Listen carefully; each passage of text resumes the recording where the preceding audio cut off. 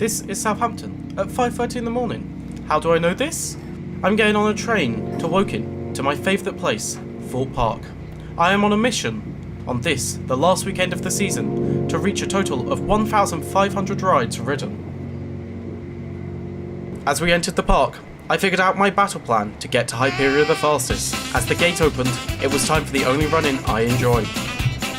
As I come off my 54th ride on the UK's tallest and fastest roller coaster, I still had 23 more rides to go. So far we've been on Nemesis just behind me, Stealth, 2 times we had a fire alarm, and the bumpers. We're about to go on Detonator, baseball school ride, got to go up, and then all things that go up must come down, according to, what's the guy's name, Newton, isn't it? Roller coasters are my passion, but is there any more to me? I got my friends to help me in researching about my hobby to find others like me. So what got me into roller coasters, it was probably the ride Wicker Man at Alton Towers, watching it get built.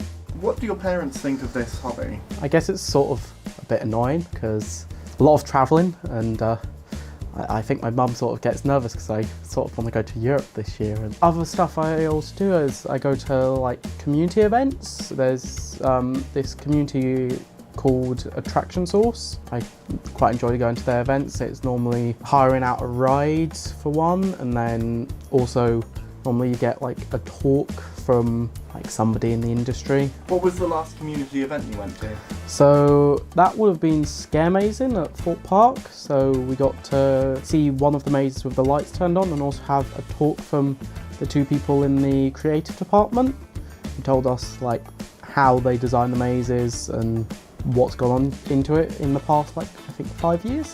Where does my obsession stem from? Some would call this a hyperfixation, because I have something called ADHD.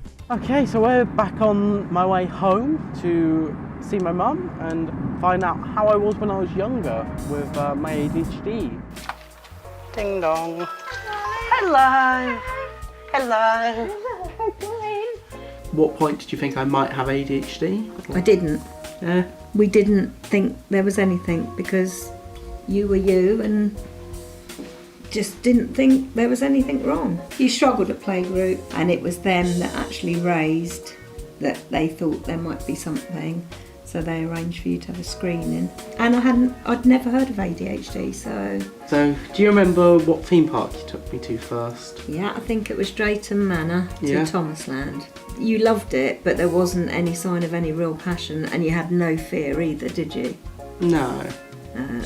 Which changed when we went to America to Disney. So that was when you were 5 years old. And do you remember when we rolled up, what you saw first? Tower of Terror? Yeah. Yeah. And that set the mood for the That set the holiday. mood. Would you not say like I was a risk taker at all ever?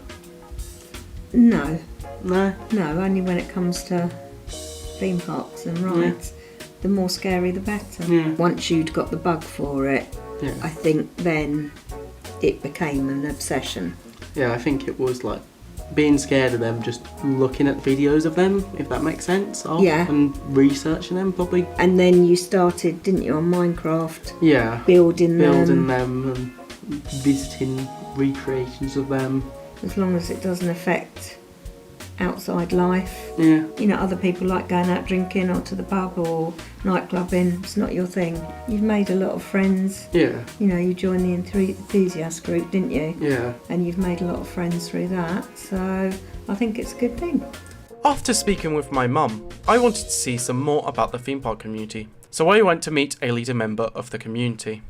So my name is Chris Belvin Bailey, so I'm the owner and founder of Attraction Source. I have been now running it since 2000, so 24 years, pretty insane.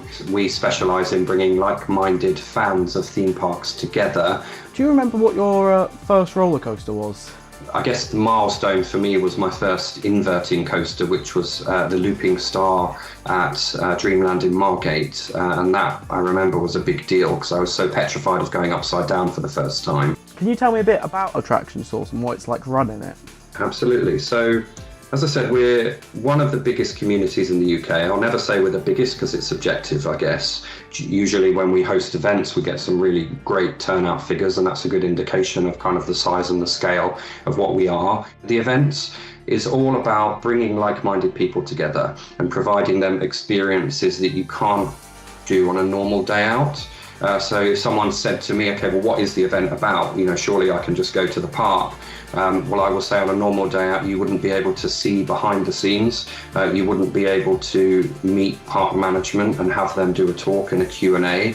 We like it to be as interactive as possible. Some of the ERTs, the exclusive ride times as we call it, the highlights of the events. I remember the Nemesis ERT. I think the only time I felt like maybe I was going on a roller coaster a tiny bit too much, because I did start developing a headache on that. It's also the best ERT. For me, it's the one that I will ride for the full hour, where others are more than happy to stand aside and just enjoy what goes on. But, for us, we just want to be as inclusive as possible to anyone that has passion for a hobby. So regardless of what race, gender, sexuality you are, it's important that we kind of offer the same experience to everyone. We've had people meet through our community before and get married, as one example. And I've made so many friends, and it's again a huge rewarding factor, is meeting so many new people all the time. In your time in the roller coaster community, have you ever noticed like a link between people who are neurodiverse and also obsessed with theme parks? Because I've sort of noticed a bit of a link. Yes, over the years, I've come into contact with people with various conditions. If someone is struggling with something in life and they have a passion in a hobby, and then they're able to experience that hobby with other people, which brings them a lot of joy, for me, that's my job done. It means that I have made an impact on someone that may be struggling in one area, but is absolutely loving another area. If we can help someone just feel good about something, then again, that's the job done for me. After learning how the community supports one another, it was time to go back to my goal of 1,500 rides. But there was a problem. Yeah, so why most coasters normally break down? It's normally just really a sensor saying that something's wrong. So what they're probably going to do is just send it around a couple of times, check it works, and then hopefully we get on the rides. So yeah, we've done the teacups around 6 times, and now we are really dizzy. We're gonna take a break for the cinema and do the mazes a couple times, and then hopefully do Hyperia's my 1,500th ride. After a few scares, I was at 1,499 rides. It was time to find my thrills.